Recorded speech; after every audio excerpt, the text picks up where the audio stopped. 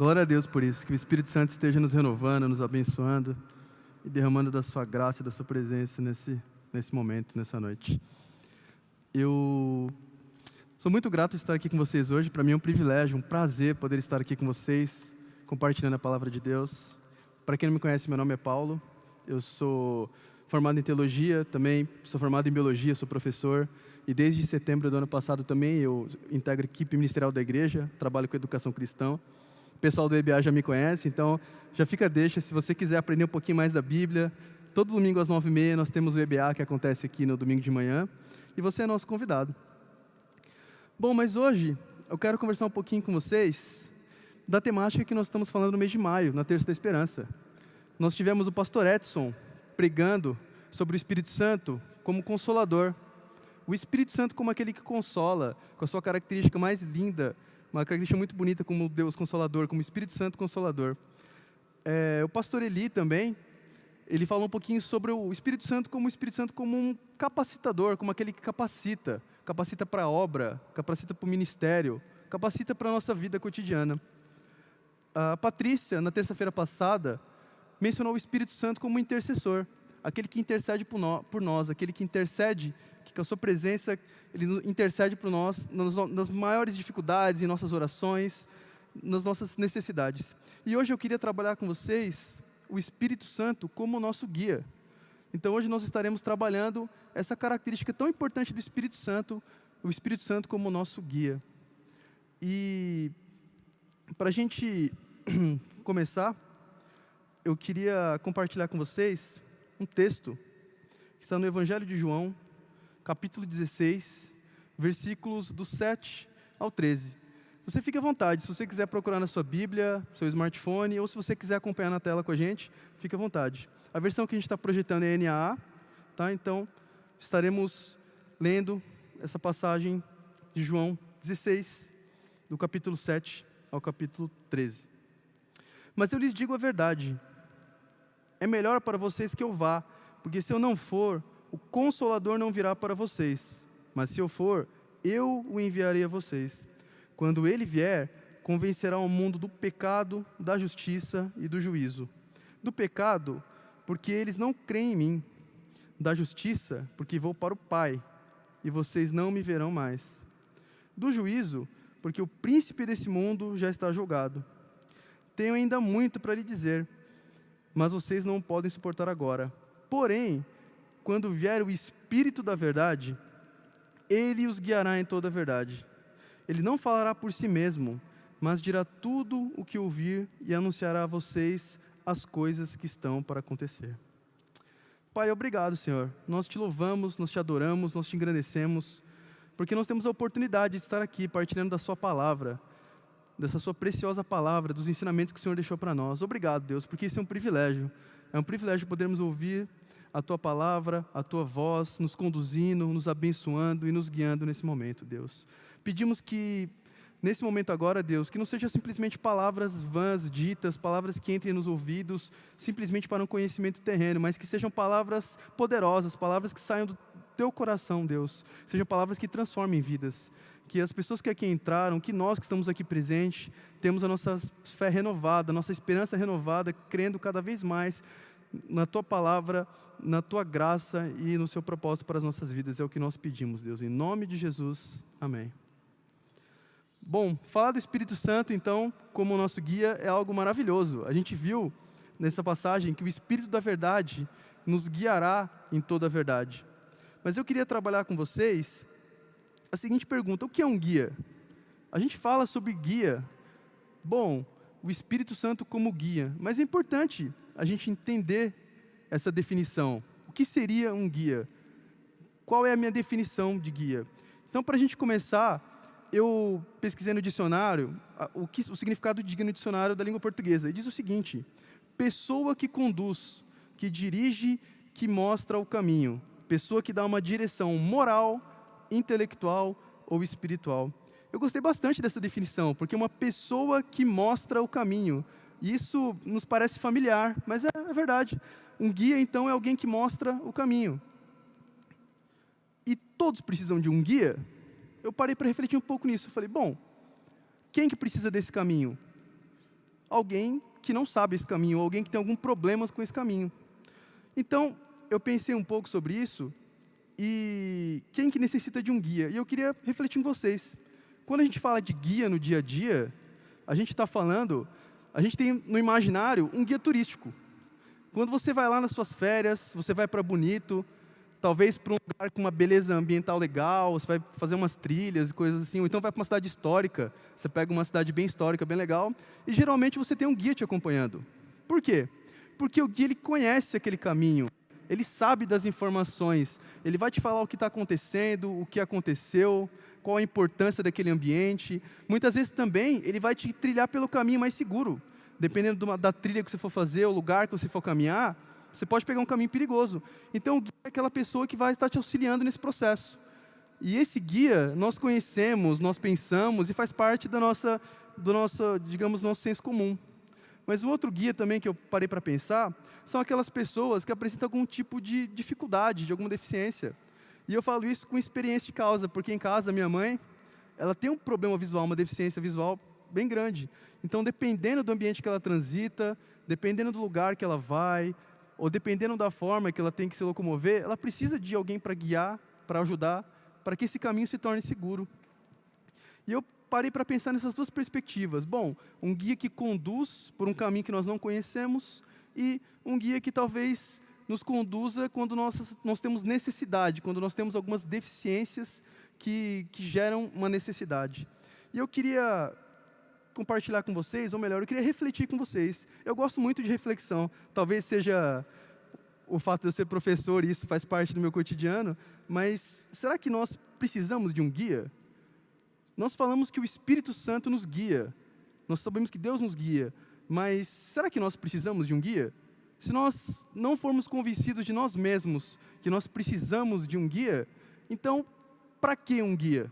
Se você vai para um lugar que você conhece, você não precisa de um guia.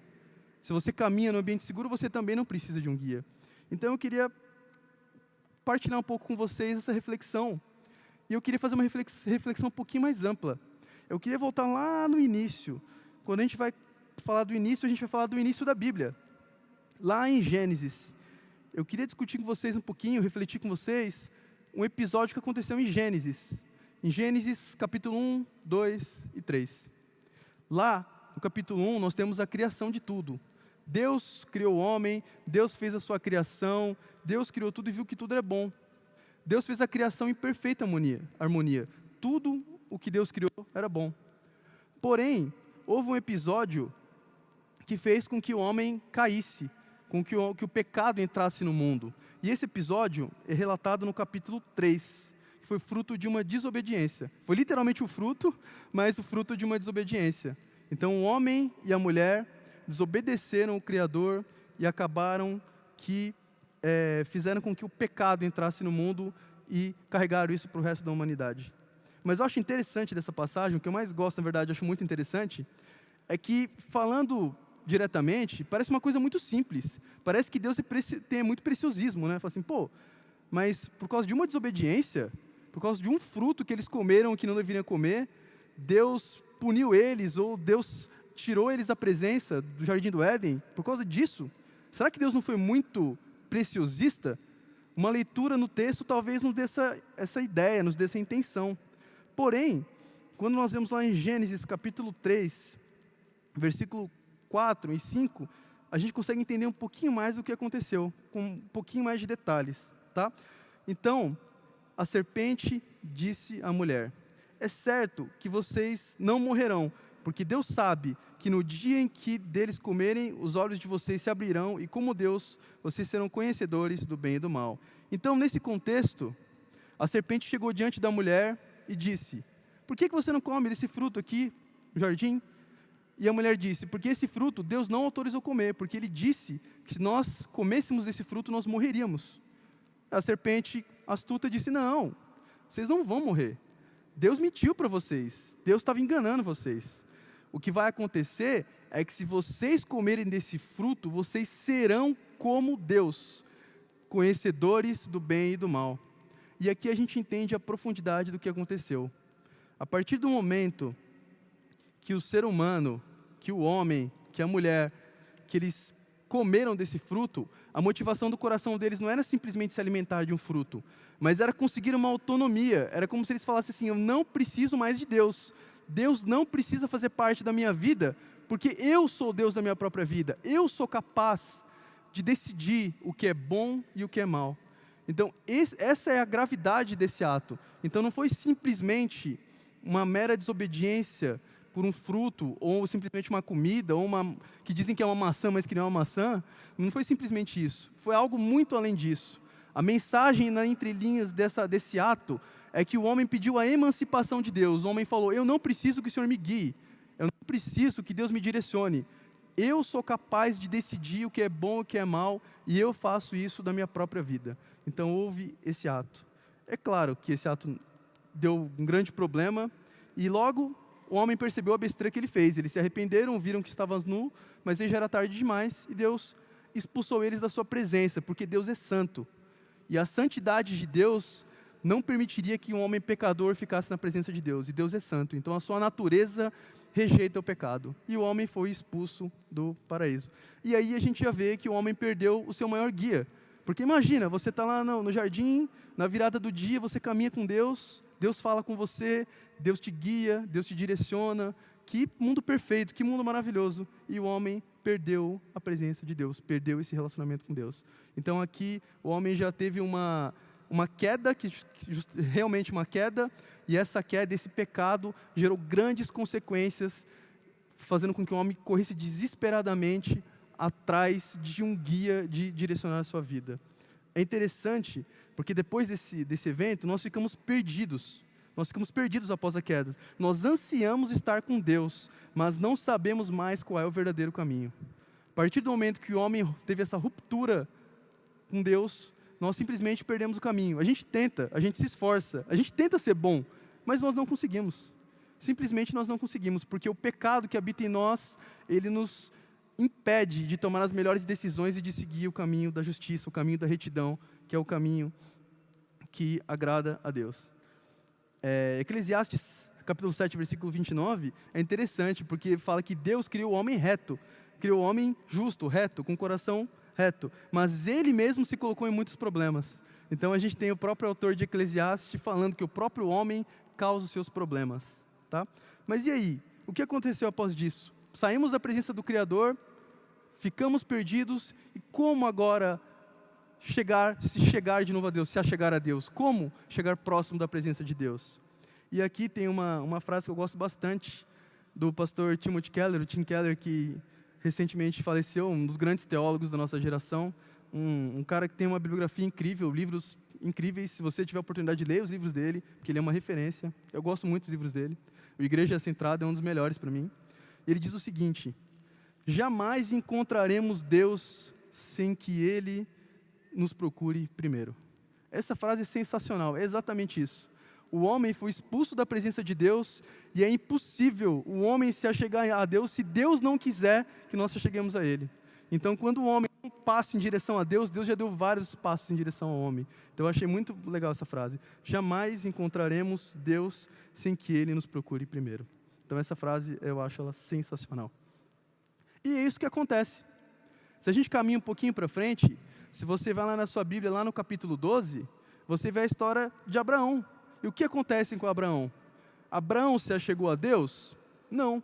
Deus se achegou a Abraão.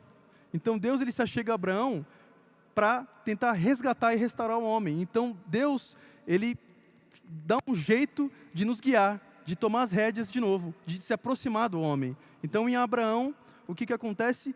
Deus se apresenta a Abraão e fala: Abraão, eu vou abençoar através da sua vida, todas as famílias da terra serão abençoadas. Então ele faz uma promessa para Abraão. Então em Abraão Deus começa essa reaproximação com o seu povo. Tá? Uma reaproximação importantíssima que vai culminar lá na frente, que a gente vai chegar na vinda de Jesus. Só que Deus não para por aí. Deus não para só por aí. Se você for olhar um pouquinho mais para frente na Bíblia ainda, a gente vai caminhar um pouquinho pela Bíblia, até para a gente entender como vai funcionar esse Espírito Santo como guia. E lá em Êxodo, você vê que o povo de Deus ficou preso, escravizado. Deus levantou um libertador, Moisés, para libertar o seu povo, e guiou um povo para a terra prometida. Então, Deus que guia esse povo para a terra prometida. É muito interessante, porque a forma como Deus guia é literalmente guiou pelo deserto. Então, durante o dia tinha uma coluna de nuvem e durante a noite uma coluna de fogo que guiava o povo pelo deserto até a terra prometida. Deus nunca abandonou seu povo, Deus nunca abandonou o homem. O homem decidiu abandonar Deus, mas Deus nunca abandonou o homem. Caminhando mais um pouquinho para frente ainda, nós chegamos num período que é o período chamado de Juízes. No período de Juízes, o povo chegou na terra prometida, tudo bem, festa, tudo legal, tudo certo, alcançamos o nosso objetivo, mas aí o que acontece? Lá em Juízes, um grande período de caos. Por que caos? Porque não tinha mais um guia. Lá em Juízes, capítulo 17, versículo 6, diz que naqueles dias não havia rei em Israel e cada um fazia o que queria. Então cada um seguia o seu próprio coração. E qual que era o fruto disso? Idolatria, violência, briga, confusão. Esse é o período de Juízes. O período de Juízes, um homem retoma essa autonomia, as pessoas querem ter a sua autonomia, falam, não, eu guio a minha própria vida, eu faço da minha vida o que eu quiser, eu tenho capacidade de guiar os meus caminhos. E aí nós temos esse período de Juízes que é um grande caos. Então, esse período de Juízes, o que era para ser um período mais tranquilo, chegando à Terra Prometida, se torna um período de grande caos, um período extremamente caótico. É engraçado, porque tem algumas semelhanças com os dias atuais, né? A gente vê que a grande questão do homem hoje é que as pessoas elas querem ser donas da sua própria vida, querem ser o mais autônomas possível. Porque assim, não, eu não quero prestar conta para ninguém. Eu não quero prestar conta para Deus. Eu não quero ter um Deus que eu tenho que prestar conta. Eu quero ser o Deus da minha própria vida. O Deus das pessoas é a sua própria vontade, é o seu conforto, é o seu ventre. Então, principalmente nos períodos atuais, a gente tem essa similaridade bem grande com esse período de Juízes, tá? E, caminhando um pouquinho para frente, é interessante porque o Felipe falou um pouco disso, né? A gente vai entrar num período que é o período da monarquia, o período dos reis. Já que estava uma grande confusão, o povo falou, bom, a gente tem que sair dessa grande confusão e temos que caminhar em uma direção mais tranquila, uma direção que edifique o seu povo. Então, o que eles fazem? Em vez de se voltarem para Deus, eles pedem um rei. Eles falam assim, bom, os povos vizinhos têm rei. Então, nós também queremos um rei. E eles chegam para Samuel e falam, Samuel, nós queremos um rei. Levanta o rei para nós, porque nós queremos um rei assim como os outros povos. E aí, aquela velha questão. Em vez de olharem para Deus, para quem o guia, para quem o protege, para quem colocou eles na terra prometida, eles olham para o vizinho. Eles olham para o mundo e veem o padrão do mundo e colocam o padrão do mundo dentro do seu povo. Então, isso é uma questão que também nós observamos muito. Muitas vezes, em vez de olhar para Deus, olhar para quem nos guia, olhar para quem pode nos abençoar, aquele que realmente tem todo o poder, todo poderoso, nós olhamos para o mundo e queremos copiar esses padrões do mundo. Queremos que haja um rei como no mundo. E essa é uma decisão muito complicada, uma decisão muito complexa, porque quando o povo escolhe um rei, não é Deus escolhendo um guia, mas é o povo escolhendo um próprio guia. E é como se fosse cegos guiando cegos. Porque se o próprio povo não consegue se guiar, por que um rei do povo faria esse papel? Então eles rejeitam a Deus como rei, como seu guia, e pedem um rei para o povo. E Jeremias, capítulo 17, versículo 9, diz o seguinte, enganoso é o coração do homem, mais do que todas as coisas, e desesperadamente corrupto. Quem poderá entendê-lo? Então, se o nosso coração é corrupto, é desesperadamente enganoso, se o nosso coração nos engana, como que nós podemos ser guiados pelo nosso coração? Nós vemos muito questões em que as pessoas falam, não, eu vou seguir o meu coração, porque o meu coração vai me levar para a felicidade, o meu coração vai me tornar pleno. Não, o coração do homem é enganoso. A partir do momento que rompemos com Deus, que o pecado entrou no mundo, o nosso coração nos engana muitas e muitas vezes. Então nós temos que tomar muito cuidado. Se não for Deus para intervir na nossa vida, nós por nós mesmos não conseguimos fazer aquilo que é reto. Nosso coração nos engana sem nós percebermos. Você nunca viu gente que se engana? Você olha e fala assim, cara, esse cara está se enganando. Ele acha que ele está enganando alguém, mas ele está se enganando, porque o próprio coração dele está cavando essa cova que ele depois não consegue sair. Então, eu acho muito interessante quando a gente fala disso nesse período. E durante esse período dos reis, o Felipe até comentou, você tinha alguns reis que eram ruins, outros bons, uns ruins, os bons, e houve uma grande variância entre esses reis, uma predominância considerável de reis maus. que não fazem a vontade de Deus, e nós tivemos um período de relativa instabilidade no povo de Deus. E aí a gente chega num período importantíssimo, um período que talvez um dos mais marcantes na história e que marcou o cristianismo, né, que surgiu o cristianismo através dele, que é a vinda do Cristo, do Messias.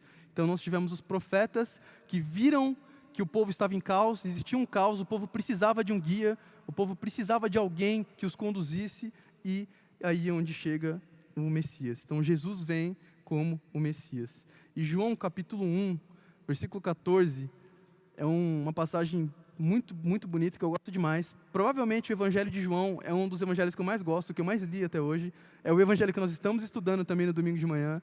E ele diz o seguinte: e o Verbo se fez carne e habitou entre nós, cheio de graça e de verdade, e vimos a sua glória como o unigênito do Pai. Aqui Deus alterou essa estratégia. Deus então conduziu o povo, criava mecanismos para que esse povo se voltasse para Ele, se achegasse a Ele, estivesse próximo a Ele, mas o povo ainda assim não respondia positivamente. Então o próprio Deus, o que Ele fez? Ele se fez carne.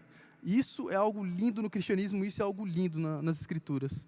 Quando nós vemos o nosso Deus, aquele todo-poderoso, todo grandioso, onipotente, onipresente, o Deus grande, ele se torna homem, ele se limita a um homem e vem no meio do seu povo, isso é algo lindo.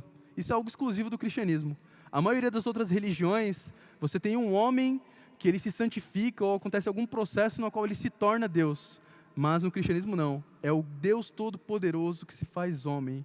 Então ele se esvazia da sua essência, da sua glória, do seu poder e se faz homem e habita entre nós. É o Deus conosco.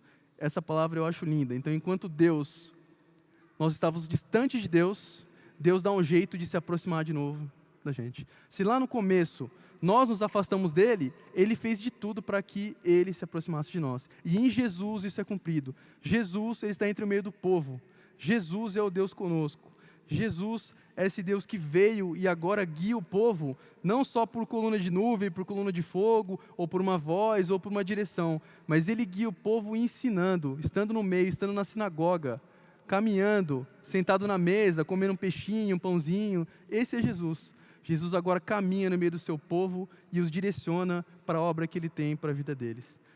E esse chamado é a coisa mais linda, e Mateus capítulo 23, versículo 10 diz o seguinte, que nem queiram ser chamados de guias, porque um só é o guia de vocês, o Cristo. Então Jesus veio para ser esse guia. Jesus era o guia no meio do povo. E esse guia é um guia perfeito, um guia maravilhoso, o Deus no meio do povo, o Deus conosco. Entretanto, sabendo Jesus da obra do Pai, sabendo do seu propósito, sabendo do que ele teria que cumprir, que ele teria que morrer numa cruz, ser crucificado, depois ressuscitar para ser glorificado à direita do Pai, Jesus ele fala algumas palavras que soam um tanto estranho para o povo, que o povo fica meio em dúvida, fala assim: como assim, Jesus? Não entendo isso, mas por que isso? E lá em João, capítulo 16, versículo 7, nós temos o seguinte: mas eu lhes digo a verdade, é melhor para vocês que eu vá. Se eu não for, o Consolador não virá para vocês, mas se eu for, o enviaria a vocês, que é a passagem que a gente falou no começo. Então Jesus fala: eu preciso ir, eu não vou estar com vocês.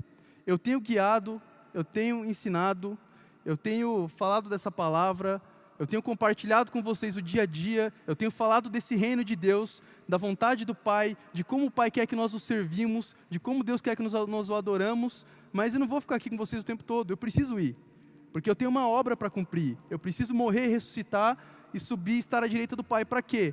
Para que o Consolador venha até vocês, para que o Espírito Santo esteja com vocês, porque o Espírito Santo estando com vocês, aí sim a obra será concluída. Essa obra que começou lá no início, onde teve essa ruptura com o homem, ela vai ser completa no Espírito Santo. O Espírito Santo será o guia de vocês e continuará esse processo.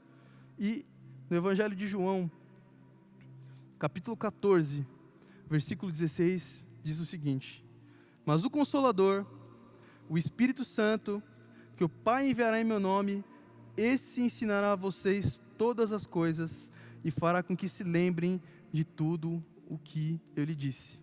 Eu acho muito interessante isso, porque ele fala que o Espírito Santo, ele vai vir e vai nos ensinar, ele vai nos guiar, ele vai nos ensinar sobre todas as coisas. Quando vier o Consolador, quando vier o Espírito da verdade, quando vier o Espírito Santo, ele vai nos ensinar como nós devemos nos portar.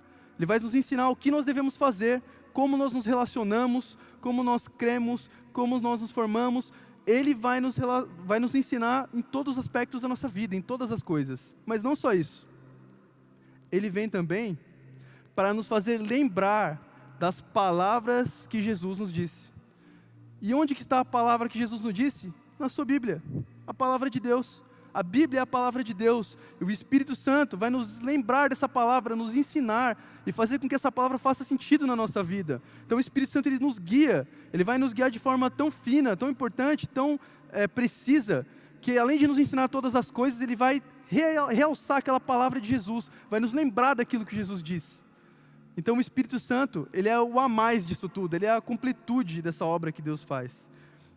Uma outra coisa interessante é que se nós vemos ao longo da história, no começo, Deus chamou Abraão, Deus usava uma coluna de fogo, uma nuvem, Deus falava com um profeta, com um intermediário para guiar o seu povo.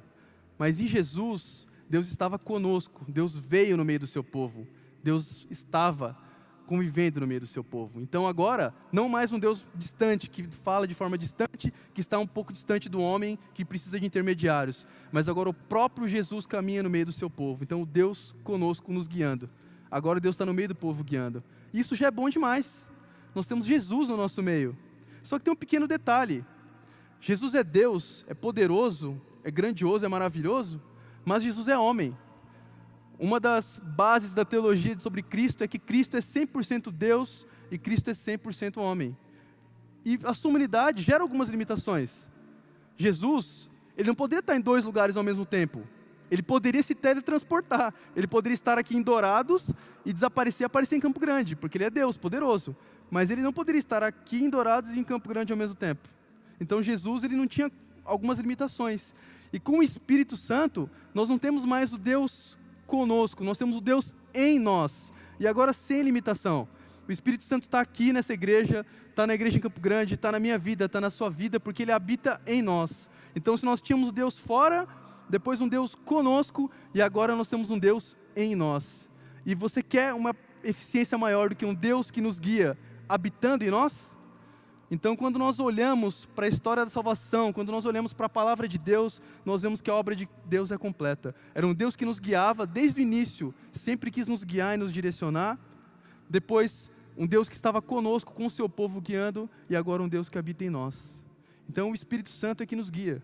Se você veio aqui hoje à noite, se você saiu da sua casa, se você se achega a Deus, se você se aproxima de Deus, se você sequer pensa em Deus, isso é obra do Espírito Santo. É Ele que conduz você para perto de Deus. É o Espírito Santo que nos mostra o caminho. Nós sabemos que o caminho, a verdade e a vida é Jesus. Jesus é o caminho, Jesus é a verdade, Jesus é a vida. E é o Espírito Santo que conduz por esse caminho. Se você olha no mundo, muitos são os caminhos. Nós temos dezenas, centenas, milhares de caminhos. Mas só um caminho é o caminho correto. E esse caminho é que gera salvação, e esse caminho é Jesus. E é impossível você entender esse caminho se não for através do Espírito Santo. Então o Espírito Santo é o que te guia por esse caminho, é o que te guia pela verdade, é o que te leva à vida, é Ele que faz com que você se achegue a Jesus, é Ele que faz com que você se aproxime do Pai. Então o Espírito Santo é o nosso guia perfeito. E eu queria convidar você a se colocar em pé agora, você que entende que o Espírito Santo é seu guia. Mas antes disso, só concluindo a nossa reflexão, será que nós precisamos de um guia? Com certeza, nós não precisamos de um guia, nós necessitamos de um guia. Nós não somos capazes de achar o caminho sozinho, nós não conseguimos andar pelas nossas próprias pernas. Nós temos a necessidade de um Deus que nos guie, que nos direcione, que nos aponte o caminho. Então eu quero convidar você então a cantar essa canção, eu quero que você reflita sobre isso. Você que já crê em Deus, você que já conhece o Espírito Santo, conhece Jesus, conhece a obra da cruz, que você reflita sobre isso. Será que você tem deixado o Espírito Santo guiar a sua vida? Você tem ouvido a voz do Espírito Santo? Ou você tem suprimido e pegado as rédeas da sua própria vida? E para você que não conhece Deus, não conhece Jesus, que não tem ainda esse conhecimento sobre o Espírito Santo, peça para Ele, porque se você reconhecer que você necessita, que você é um pecador, que você precisa de Jesus, que você precisa da salvação e que você precisa de um guia, o Espírito Santo vai habitar no seu coração, e aí você acaba de adquirir um guia, e esse guia vai conduzir a sua vida. Então eu queria que você nesse momento pedisse para Deus e orasse enquanto a gente vai ouvir essa canção, e pedisse que o Espírito Santo seja o guia da sua vida, porque o Espírito Santo é o guia perfeito. No mundo nós temos caminhos, temos guias e temos direções, mas só o próprio Deus, só o Espírito Santo nos conduz para um caminho de salvação.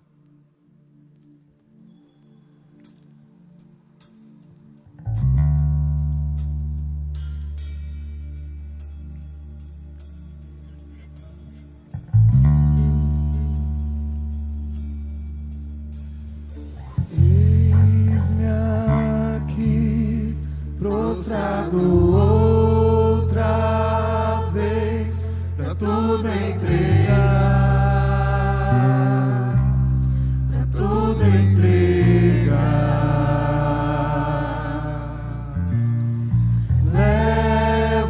Leva-me perto de ti, Senhor, anseio por ti, anseio por ti. Eu me rendo.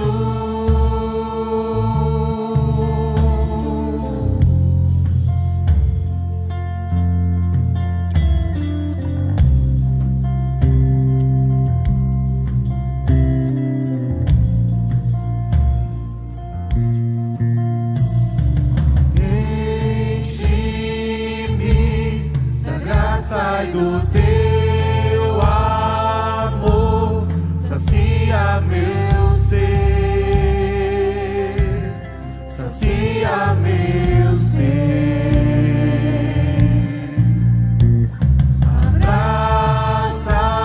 Abraça-me, ouve o meu clamor, fala pra mim, fala pra mim. Eu me rendo,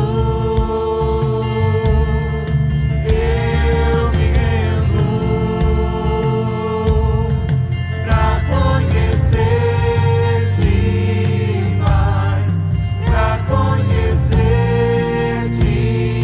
mais. Eu me rendo. Pai, nós queremos... Eu me rendo. Obrigado, Senhor. Alcança-nos, Deus. Pra Abençoa. conhecer-te mais, pra conhecer-te mais. Pai, nós queremos nos render diante de Ti, Senhor. Diante de Ti agora, entendendo a necessidade que nós temos de ser guiados pelo Teu Espírito Santo, Pai. Que o Senhor nos ajude, Deus. Que nos ajude a nos render a Tua graça, a Tua presença, ao Teu Santo Espírito. Que o Senhor esteja nos conduzindo, nos abençoando. E que a cada dia nós vivamos mais para a Tua presença, menos para a nossa própria vontade, para os nossos próprios caminhos, porque nós somos pecadores e falhos, Deus. Mas diante de Ti nós queremos nos render diante do Senhor, Pai, e deixar com que o Espírito Santo conduza nossas vidas e nos abençoe. É o que eu te peço, Deus. Abençoa a vida do Teu povo, da Tua igreja, em nome de Jesus. Amém.